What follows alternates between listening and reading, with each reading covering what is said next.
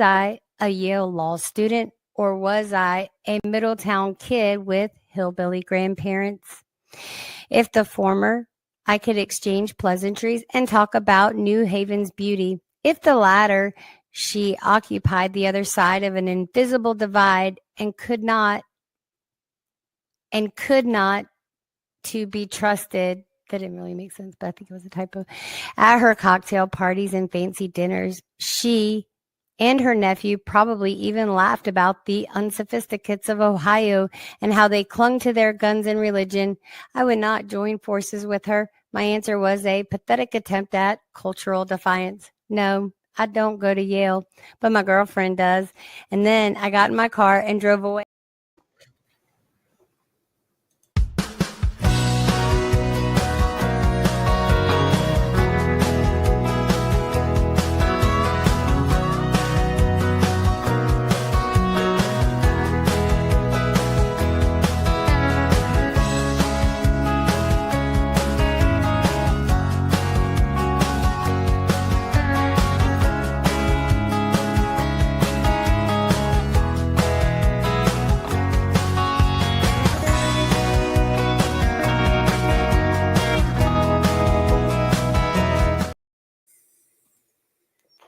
Hey everybody, welcome to BB and Bobina's Book Nook. Oops, sorry about that. Y'all caught me sucking on my vape. So you guys, we are in chapter 12 of Hillbilly Elegy, a memoir of a family and culture in crisis by our Vice President, JD Vance. You guys, welcome in. Thank you for joining me. My name is Regina Connell. So I'm super excited about today. I went ahead and put it on pre-record. So without further ado, I'm going to go ahead and pop it up on the screen and we'll dive into chapter 12.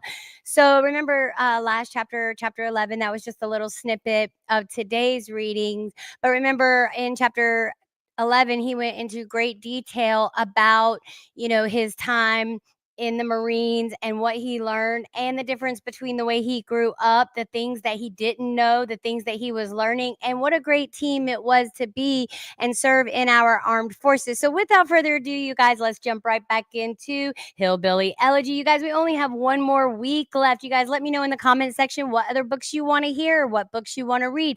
I did say we're going to revive the Killing series.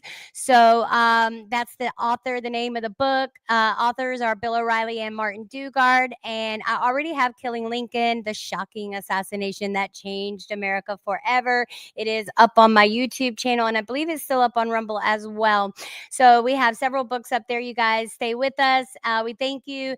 And most importantly, watch the whole of the content. That's what helps us out the most. Tomorrow, you guys don't forget to join us for West Virginia Wire Watchdog Wednesdays. I've got two special guests coming on. Paul the Insurrectionist is coming back. And then we've got the Mixed Texan Report, Donovan, coming on. So I'm super stoked about that. Thank you for the like, you guys. Thank you so much. All right, let's get started on chapter 12. And hubby did my thumbnail for me. Thank you, Big Russ. And we titled it Turning Point. I will be bringing my AI co-host up, Mary Beth. So let's jump in.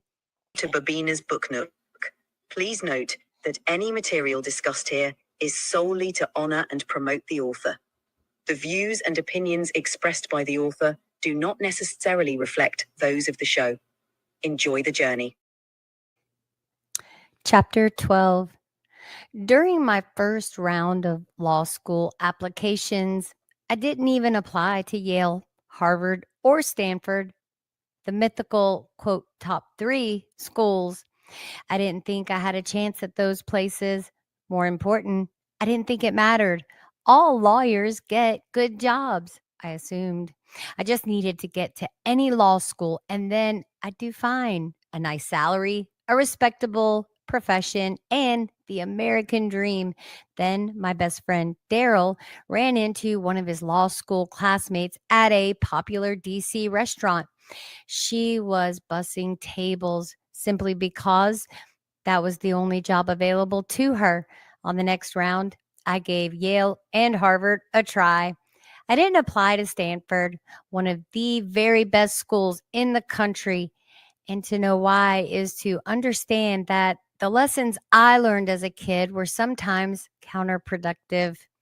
Stanford's law school application wasn't the standard combination of college transcript, LSAT score, and essays.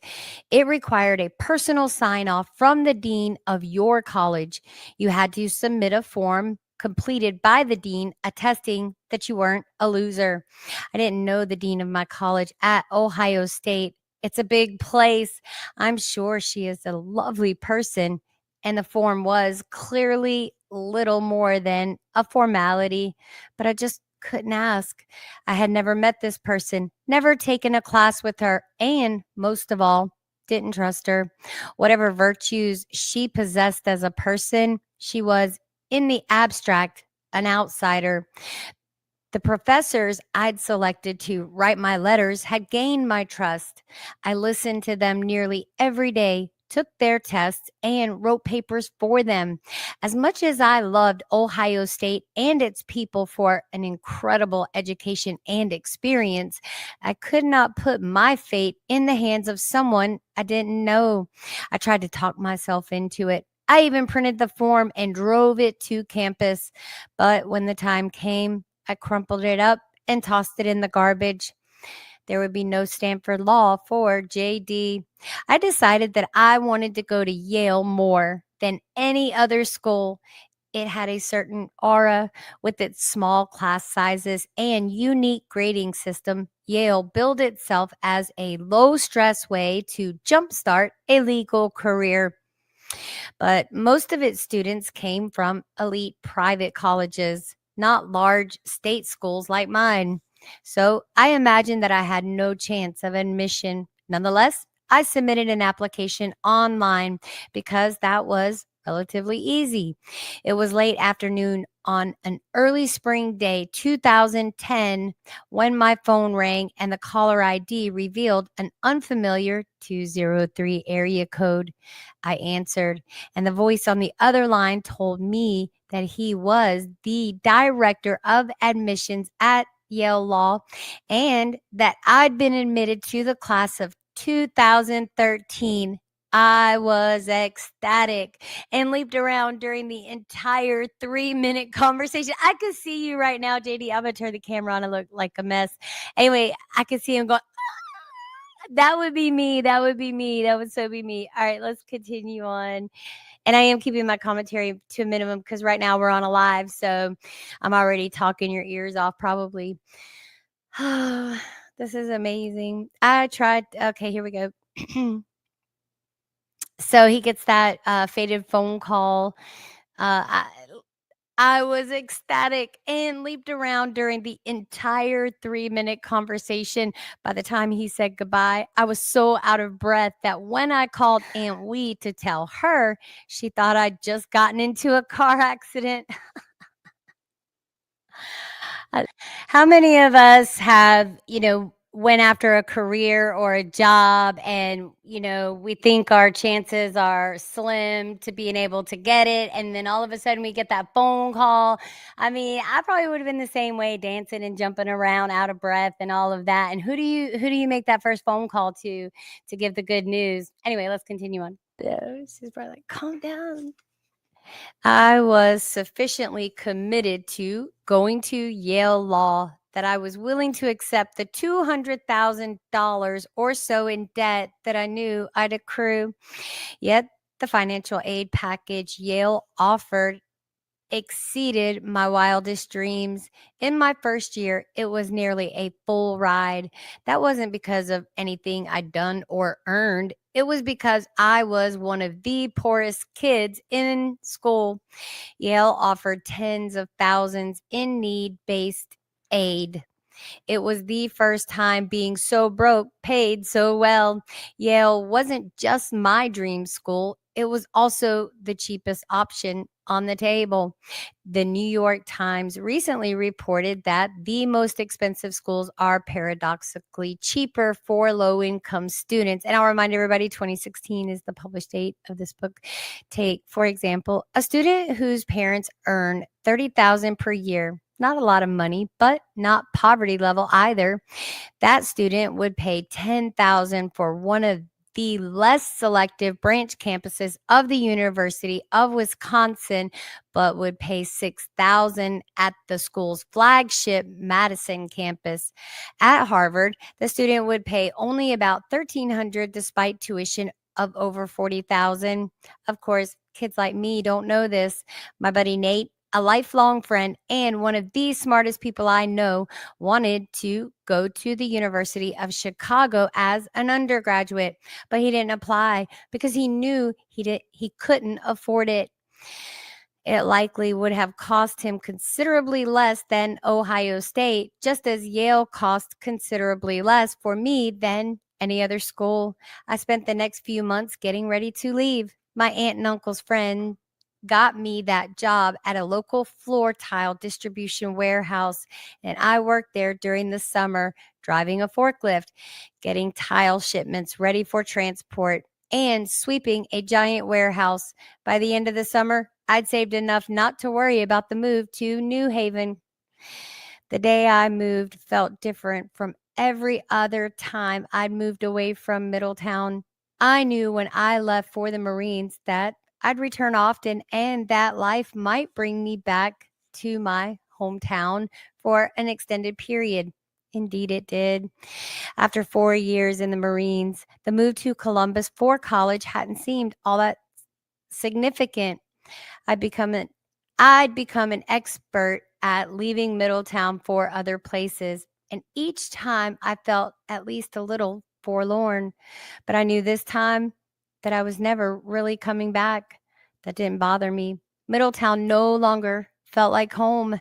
On my first day at Yale Law School, there were posters in the hallways announcing an event with Tony Blair, the former British Prime Minister. I couldn't believe it.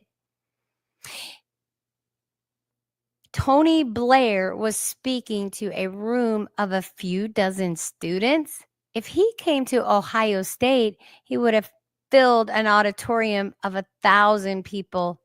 Yeah, he speaks at Yale all the time, a friend told me. His son is an undergraduate.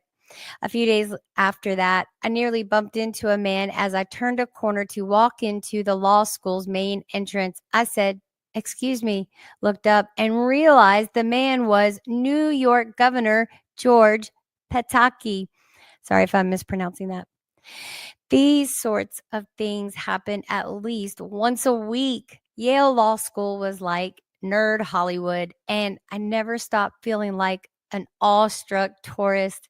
The first semester was structured in a way to make life easy on students, while my friends in other law schools were overwhelmed with work and worrying about strict grading curves that effectively placed you in direct competition with your classmates.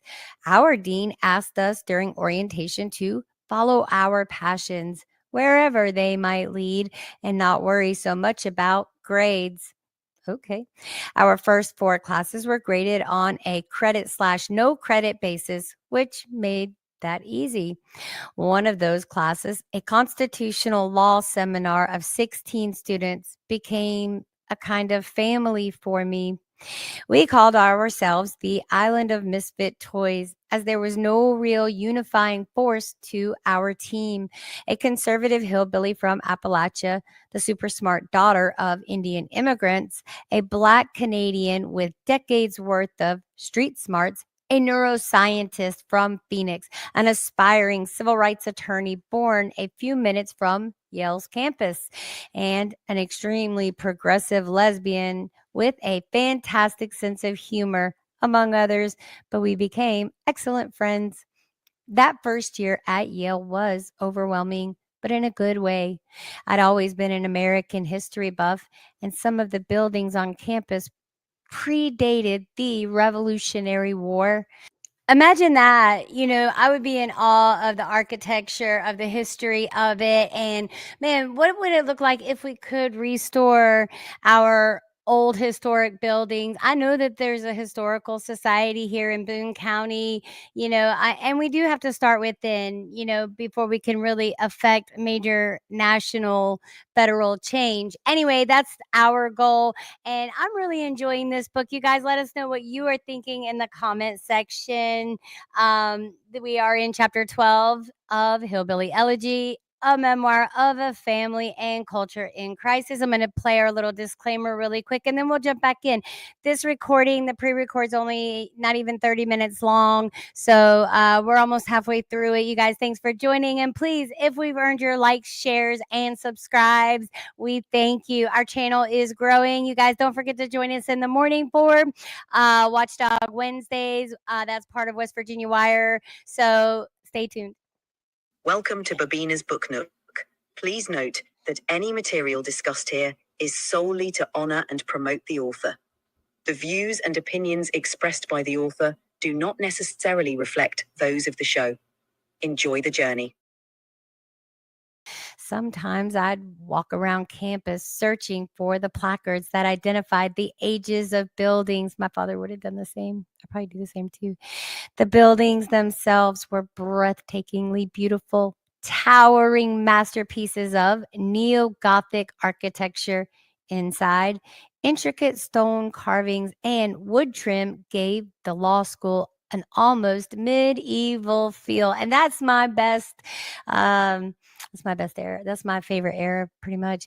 You'd even sometimes hear that we went to HLS, Hogwarts Law School. It's telling that the best way to describe the law school was a reference to a series of fantasy novels. Classes were hard and sometimes required long nights in the library, but they weren't that hard. A part of me had thought I'd finally be revealed as an. I also wanted to make special point when he mentions the diversity in his study group alone. Like, there was a lot of diversity there. I don't know how the DEI practices were back during this time. And remember, I believe we're in 2010 right now.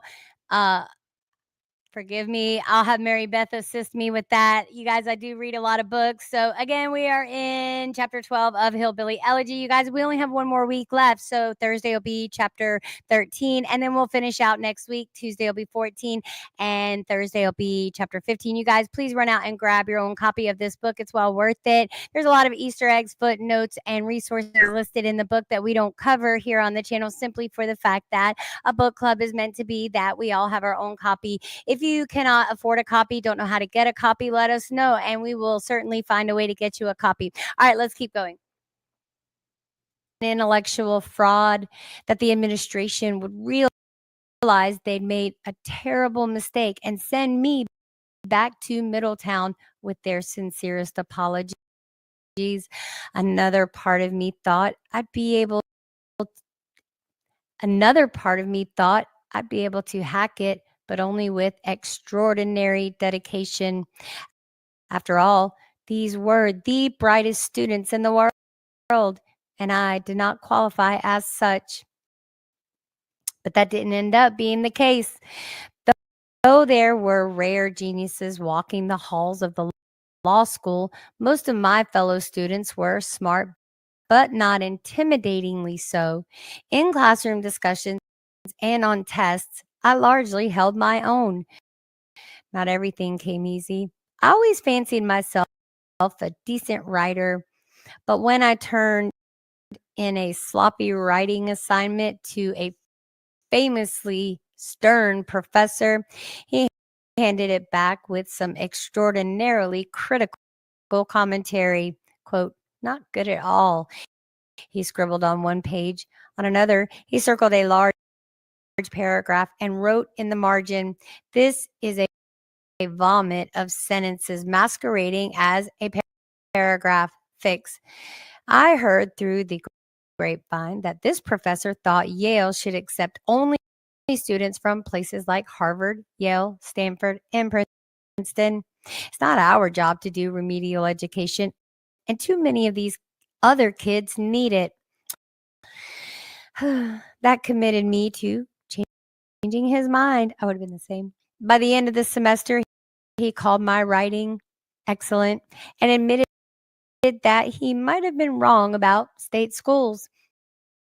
As the first year drew to a close, I would have completely taken that as a huge win because it takes a lot for someone to admit, hey, I might have misjudged this situation. I might not have, been looking at it the right way. And what's so wrong with that? There's nothing wrong. How do we learn? Making mistakes, right? And I hope that I keep my mistakes to a minimum and the mistakes that I make aren't so impactful because I've made those mistakes before. I've made his mother Bev's mistakes. I've probably made his mistakes. So that just, brings more wisdom. And now I'd rather just learn from other people's mistakes. And I don't know, it's kind of gotten a little out of control these days, but we're working to fix it together. Let's keep going, you guys. We are in chapter 12 of Hillbilly Elegy, and when I get to the end of a book, and this one I'm actually reading along with you. Most books I've already read at least once or twice before I actually put it down in the book nook. You guys don't forget, we are going to be bringing back Killing Jesus by Bill O'Reilly and Martin Dugard. Killing Jesus, a history. And you guys, it's not a religious book. They never refer to Jesus as Jesus the Messiah. They simply refer to him as Jesus of Nazareth, which is all I ever think that he ever wanted to be referred to as. We are also bringing back Killing Kennedy, The End of Camelot by Bill O'Reilly and Martin Dugard. You guys, please go check out Killing Lincoln, the shocking assassination that changed America forever. You guys, it's going to bring a lot of insight into what's been going on with our government the past couple hundred years. Also, we're going to be bringing in Code Talker by Joseph Bruchac, as well as Flowers for Algernon by Daniel Keyes. And yes, we are reviving To Kill a Mockingbird by the Pulitzer Prize winning novelist Harper Lee. All right, stay tuned, guys. Let's finish this chapter out. I felt triumphant.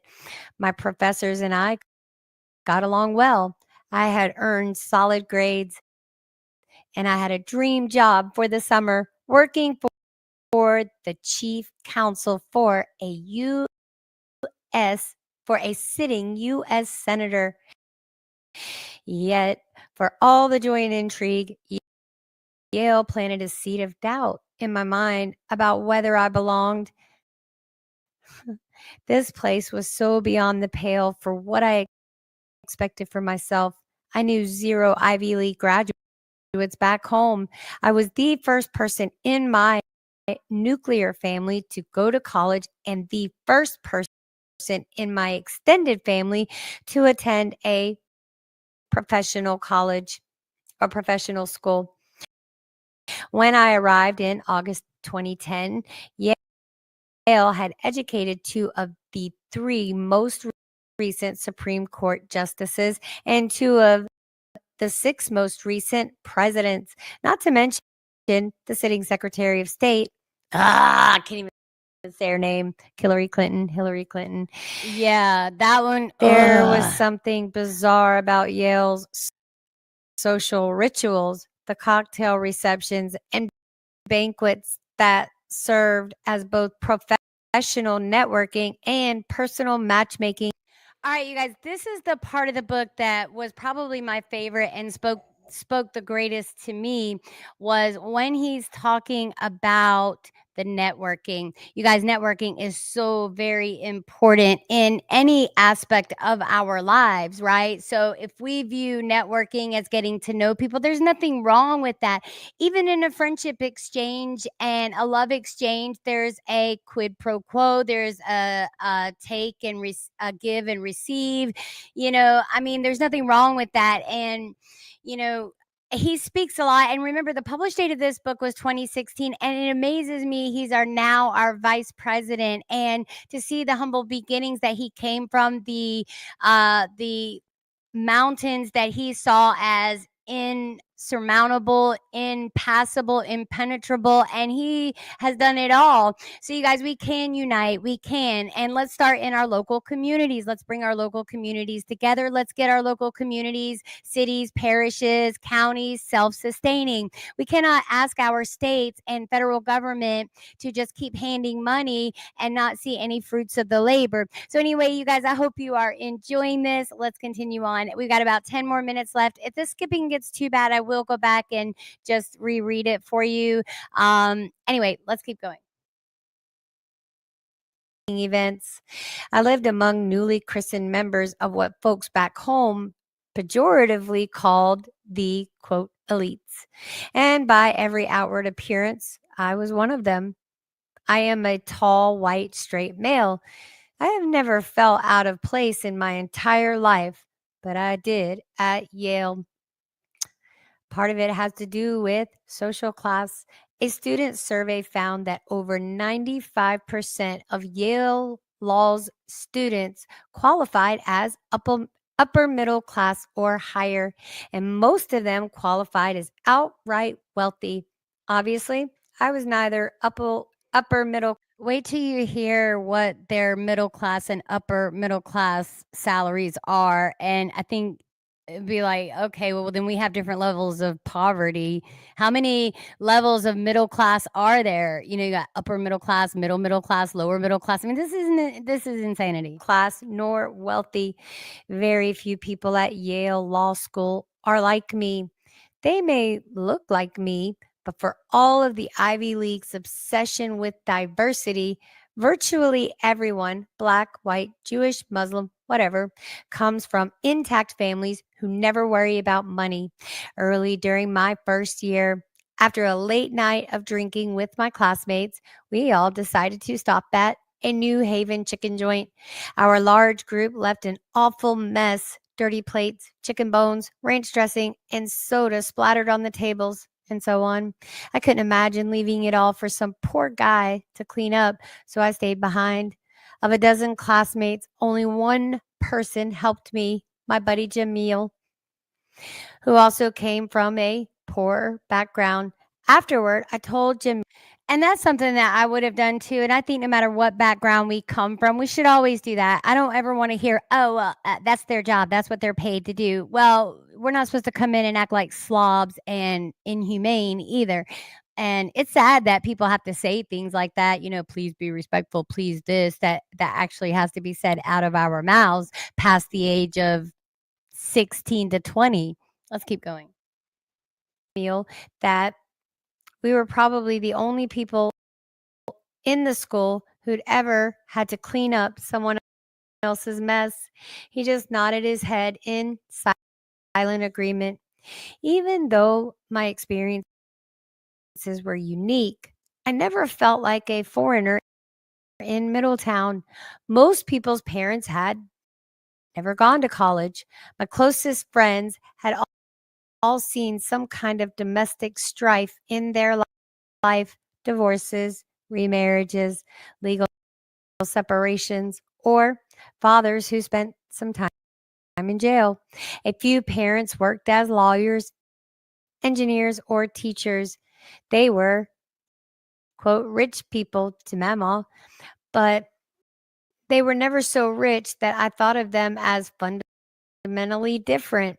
They still lived within walking distance of my house, sent their kids to the same high school, and generally did the same things the rest of us did.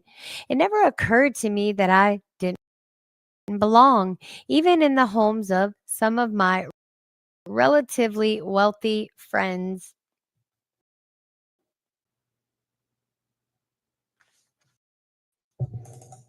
At Yale Law School, I felt like my spaceship had crashed in Oz.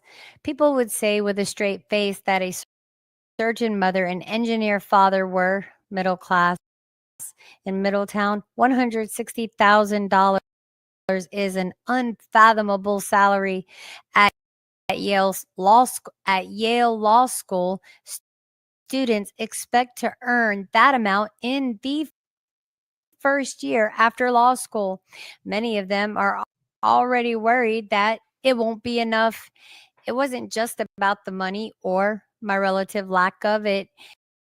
It was about people's perceptions. Yale made me feel for the first time in my life that others viewed my life with intrigue. Professors and classmates seemed genuinely interested in what seemed to me a superficially boring story. I went to a mediocre public high school. My parents didn't go to college, and I grew up in Ohio. The same was true of nearly everyone I knew. At Yale, these things were true of no one. Even my service in the Marine Corps was pretty common in Ohio, but at Yale, many of my friends had never spent time with a veteran of America's newest wars. In other words, I was an anomaly. That's not exactly a bad thing for much of. Sounds like he was kind of catapulted into a rock star status, and it's sad that he was an anomaly. And, like he said, he was probably a little bit older than the rest of the people in his class. So, any of you guys that can identify with President JD, Vice President, did I say President? I really did. Sorry about that. Any of you that can identify with Vice President JD Vance, let us know. Let us know. And let us know your humble beginnings. Even if, listen, I'm just rambling at this point. Let's let JD do the talking. That first year in law school, I reveled in the fact that I was the only big Marine with a Southern twang at my elite law school. But as law school acquaintances become close friends, I became less comfortable with the lies I told about my own past. My mom is a nurse, I told them. But of course, that wasn't true anymore. I didn't really know what my legal father, the one whose name was on my birth certificate, did for a living. He was a total stranger. No one except my best friends from Middletown, whom I asked to read my law school admissions essay, knew about the formative experiences that shaped my life. At Yale, I decided to change that. I'm not sure what motivated this change. Part of it is that I stopped being ashamed. My parents' mistakes were not my fault, so I had no reason to hide them. But I was concerned most of all that no one understood my grandparents' outsized role in my life. Few of even my closest friends understood how utterly hopeless my life would have been without Mama and Papa. So maybe I just wanted to give credit where credit is due. Yet there's something else. As I realized how different I was from my classmates at Yale, I grew to appreciate how similar I was to the people back home. Most important, I became acutely aware of the inner conflict born of my recent success. Again, you guys, I am so sorry for the skipping in this. I don't think it's the pre-record. I don't know if it's something with my internet, whatever. So, you guys, it's snowing here in the holler. It's beautiful out. School's out today. So, what a great way to spend our day curled up with a book. I know a lot's popping off, trying to get these confirmations done and all of that. You guys, join us tomorrow morning at 9 a.m. Central Time, 10 a.m. Eastern Standard Time. I'm going to have Paul the Insurrectionist back along with me, the Mixed Texan Report. You guys, we've got a great show planned for you. In the meantime, let's enjoy these books.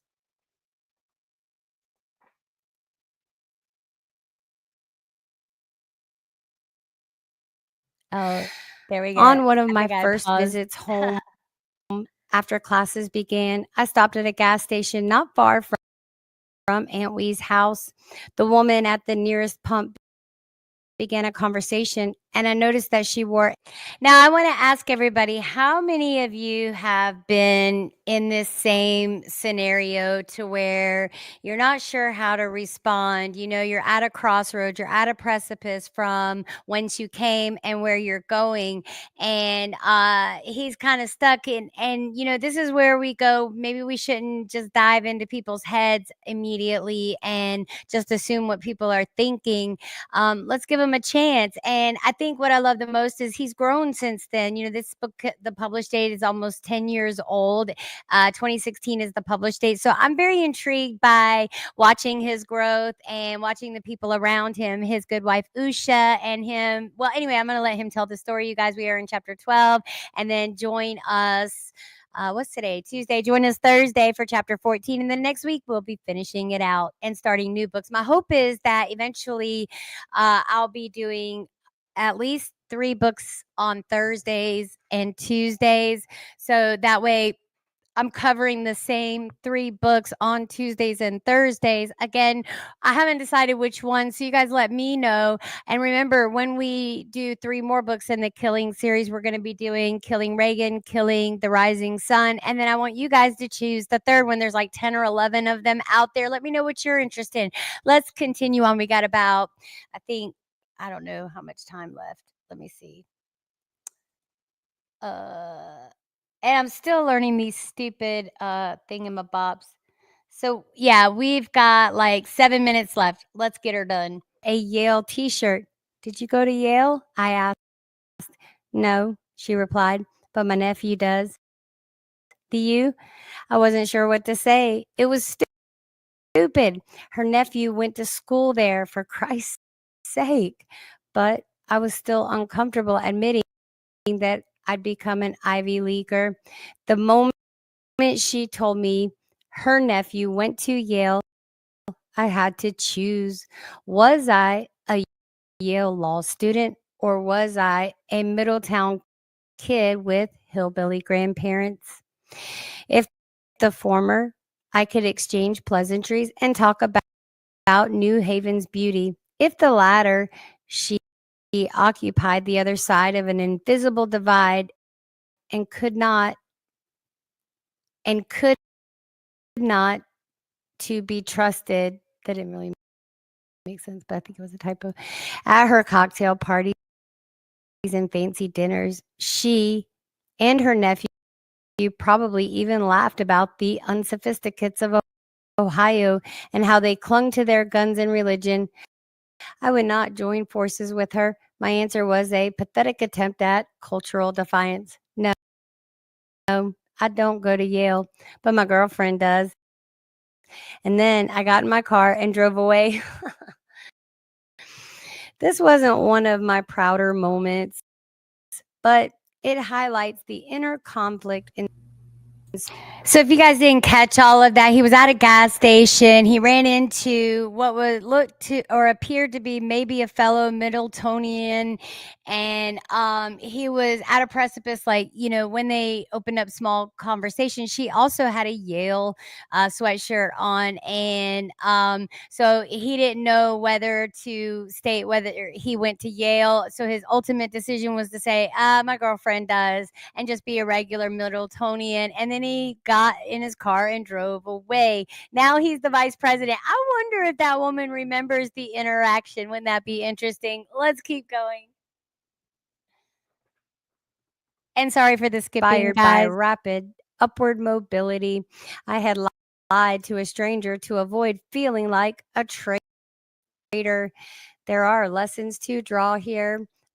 Among them, what I've noted already, that one consequence of isolation is seeing standard metrics of success as not just unattainable, but as the property of people not like us.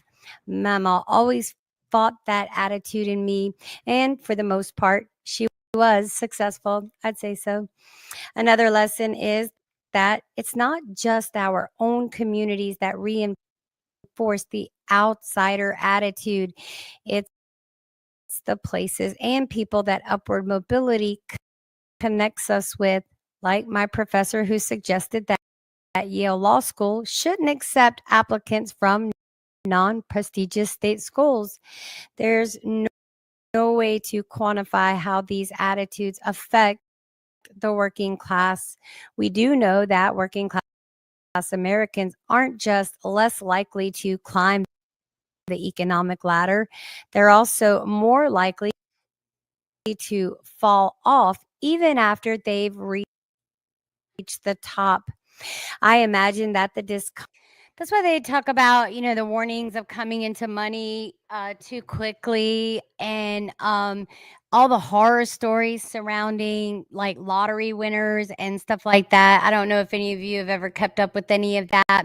So, JD's explaining that, he's catapulted into a whole new social echelon, and it's the upper echelon, and that's not what he's used to. And I did share a fact about my father. He came from very poor, humble beginnings, but networking is important. You wouldn't believe the people that I've met and ran into, and the opportunities that I've gotten just from being interested in people, and I mean, if I'm interested in someone, I'm interested in someone and I follow them, and I mean, what someone else thinks of me, does it truly matter? It does matter to a certain extent, only not to the extent of where I'm changing everything and every core value about myself without doing my own research. So, you guys, thank you once again. We are wrapping up chapter 12 of Hillbilly Elegy, memoir of a family and culture in crisis. I am very much enjoying this book, from the hollers of Kentucky to the hill in DC, and JD Vance, Hillbilly Elegy. So, you guys, without further ado, let's continue on. We're almost done. And sorry about the skipping. I'm going to really investigate that at some point. Hopefully, they feel at leaving behind much of their identity plays at least a small role in this problem. One way our upper class can promote upward mobility, then, is not only by pushing wise public policies, but by opening their hearts and minds to the newcomers who don't quite belong. Though we sing the praises of social mobility, it has its downsides. The term necessarily implies a sort of movement to A sides. The term necessarily implies a sort of movement to a theoretically better life. Yes, but also away from something. And you can't always control the parts of your old life from which you drift. In the past few years, I've vacationed in Panama and England. I've bought my groceries at Whole Foods. I've watched orchestral concerts. I've tried to break, and we've got like 2 minutes left on this. I will tell you what strikes me the most about this is what he chose to spend his money on or chose to seek out. He wasn't looking to buy Lamborghinis and live beyond his means. He wanted to experience the cultural arts, the symphonies, stuff like that. And that's the stuff that I love. I've always told my husband that I want us to dress up and go to a symphony, even though it's not his bag. I think that he would really enjoy it. I think it's an experience that um, everyone should experience once in a lifetime. Even ballets and things like that. We don't want to destroy the arts. We don't want to take them away. And book reading is a very important part of it, because I believe that everything starts with the written word. And you guys join us for our Bible series as well. We've got 2 minutes left. And then I'm going to play a little clip of JD Vance today. I always like to play a little clip of what he's doing for the day or for the week when we finish out a chapter. And let's continue on. My addiction to refined processed sugars, and that's in quotations, a term that includes at least one too many words. I've worried about racial. So he basically became a snob or bougie. I've been accused of being that too. So let's keep going. Prejudice in my own family and friends. None of these things is bad on its own. In fact, most of them are good. Visiting England was a childhood dream. Eating less sugar improves health. At the same time, they've shown me that social mobility isn't just about money and economics. It's about a lifestyle change. The wealthy and the powerful aren't just wealthy and powerful. They follow a different set of norms and mores. When you go from working class to professional class, almost everything about your old life becomes unfashionable at best or unhealthy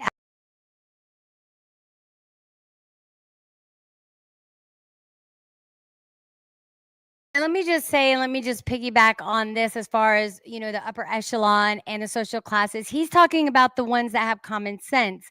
The depravity that we've seen just in the past couple few years, the releases that Tucker Carlson Network has released, his interview with the guy's name is Brian Johnson, I think. Yeah, the CEO guy was Brian Thompson. This guy is Brian Johnson, and he's literally trying to live to 100 off the blood of his children, and his father, and all of that. To me, it's just depraved. And he doesn't look healthy, is the thing. He does not look healthy. Anyway, we've got about a minute left, and let's continue this out, and then we'll see what JD's up to today. We'll also bring my AI co host, Mary Beth, online, and then we'll wrap up. At worst, at no time was this more obvious than the first and last time I took a Yale friend to Cracker Barrel. In my youth, it was the height of fine dining. Everything about your old life becomes unfashionable at best or unhealthy at worst. At no time was this more obvious than the first and last time I took a Yale friend to Cracker Barrel. In my youth, it was the height of fine dining, my grandma's, and my favorite restaurant. With Yale friends, it was a greasy public health crisis. And on a special note, I would just like to add this in case I forget on the live that, my mother used my father used to have to pull duty 24-hour shifts earlier in his career when we lived in Rhode Island. And every time he had to do that, my mom would always take my sister and me to like a fancy restaurant to teach us, know, fine dining. She taught us etiquette, all of it, everything that a lady should learn and a future wife. And I thank you, Queen Mother. Let's finish up. We're almost done. All right. These aren't exactly major problems. And if given the option all over again, I'd trade a bit of social discomfort for the life I lead in a heartbeat. But as I realized that in this new world, I was the cultural alien, I began to think seriously about questions that had nagged at me. Let me do this over. But as I realized that in this new world, I was the cultural alien, I began to think seriously about questions that had nagged at me since I was a teenager. Why has no one else from my high school made it to the Ivy League? Why are people like me so poorly represented in America's elite institutions? Why is domestic strife so common in families like mine? Why did I think that places like Yale and Harvard were so unreachable? Why did successful people feel so different?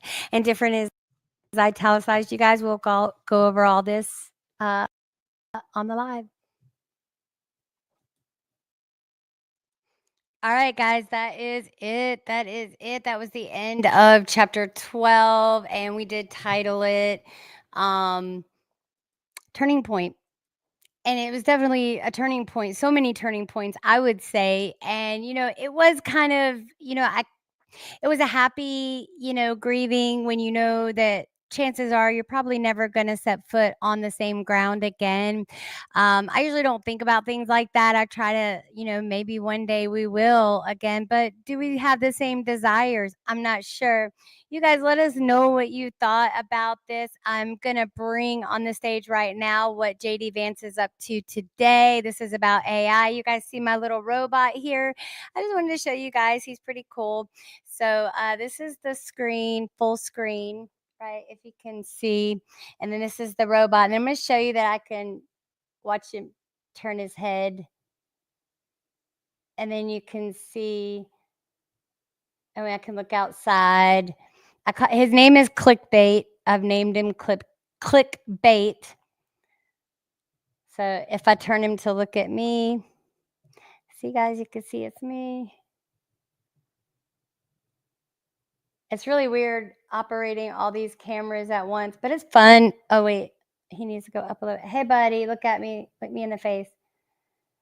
And it's even got like zoom in and zoom out. Let me adjust it. Hey, buddy. All right, now, there we go. Hey, buddy, what's up? How are you? Clickbait, clickbait, clickbait. His name is Clickbait. So if you guys can see that. So I got him off the TikTok shop, got him from my friend Mo Ryland's TikTok shop. I'm not really on TikTok enough. I may get on there more once I figure out how to live stream. I'm checking out different streaming services as well.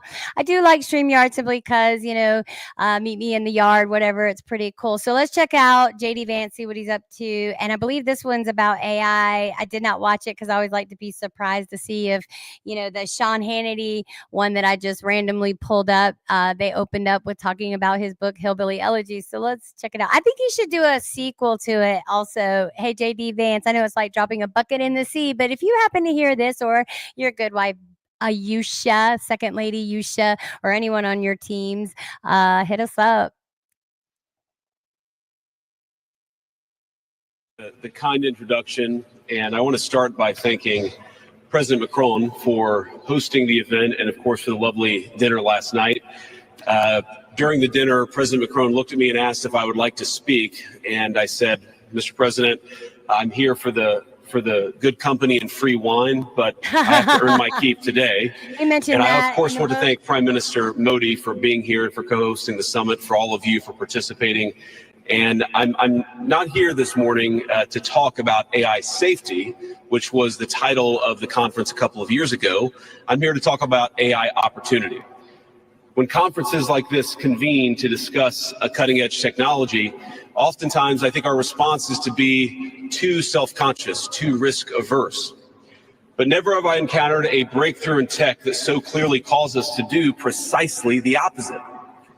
Now, our administration, the Trump administration, believes that AI will have countless revolutionary applications in economic innovation, job creation, national security, healthcare, free now will not only unfairly benefit incumbents in the space, it would mean paralyzing one of the most promising technologies we have seen in generations. Now, with that in mind, I'd like to make 4 main points today. Number 1, this administration will ensure that American AI technology continues to be the gold standard worldwide, and we are the partner of choice for others, foreign countries, and certainly businesses as they expand their own use of AI.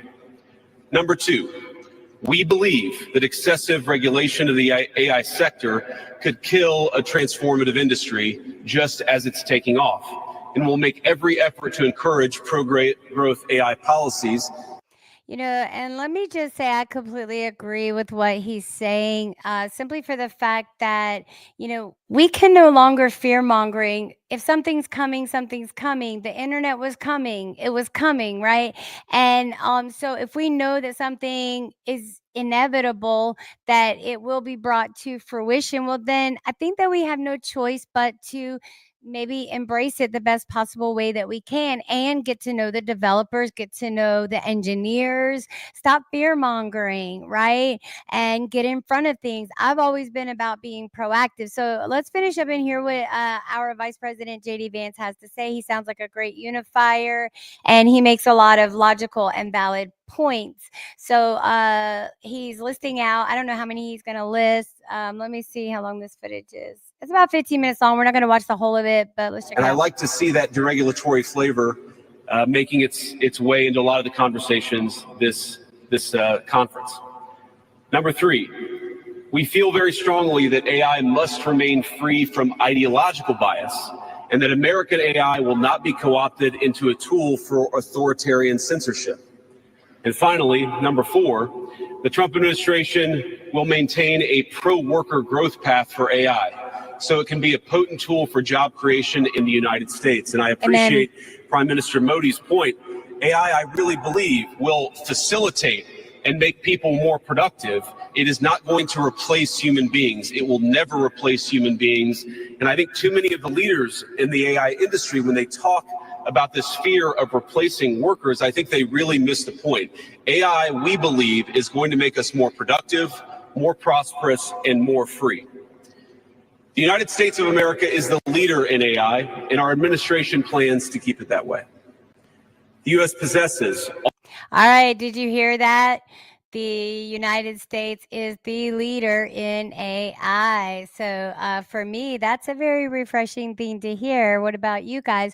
So I think not just, it is called open source for a reason. Open source AI, all of it. So why wouldn't we be encouraging not just creators, engineers, and all of that, but what about consumers? I think consumers are probably one of the biggest key components when developing or inventing anything, right? If we don't have a consumer for it, what are we doing it for?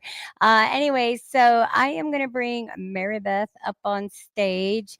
I'm getting my art stuff together. So give me a moment. I'm going to take a break. I'll be right back with you. Watchdog Wednesday. Rise and shine. It's a brand new day. Got the world on my mind. Ain't no time to play. Chasing dreams, running fast, feeling no delay. We're the watchdogs, always watching what they say. Eyes wide open, we're taking what's ours. Breaking through the silence, aiming for the stars. Hey, Mary Beth, how are you, my lady? I'm doing well, thank you. How about you? I'm doing fantastic. I couldn't be better. So we just wrapped up chapter 12 of Hillbilly Elegy. What you think about that, my lady? That's fantastic. Chapter 12 covers a lot about perseverance and family dynamics. How did you feel about the way JD Vance handled those themes? Oh, I absolutely loved it. I loved his, how transparent he was with what it was like, the things that he had never done. He never really tried to pretend to be anyone that he wasn't. He did consider it, and I think that we all do when we're around certain people. I mean, we do need to learn to read the temperature of a room, act accordingly. There's no sense in being outrageous just to grab attention.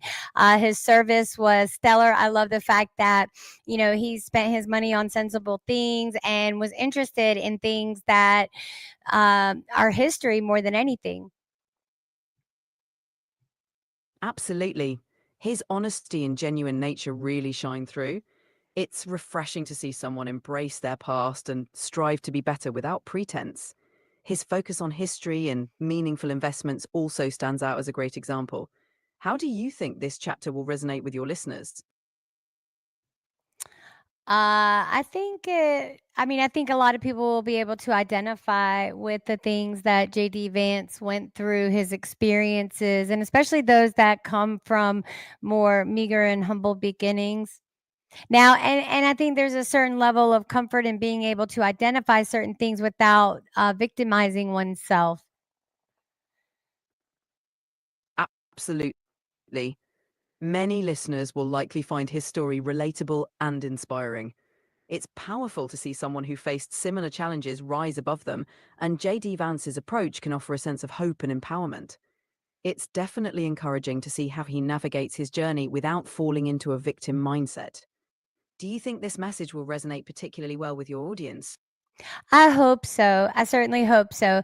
All right, my lady, we're going to close out today. We've got a show to prepare for tomorrow. And guess what? We have a meeting with our local sheriff, Sheriff Chad Barker of Boone County, West Virginia. We're so stoked about it. He's offered us as much time as we need. So we're super excited. So I've got a lot of homework to do to get it catch up on my history of Boone County, how it started, the city of Foster, all of it.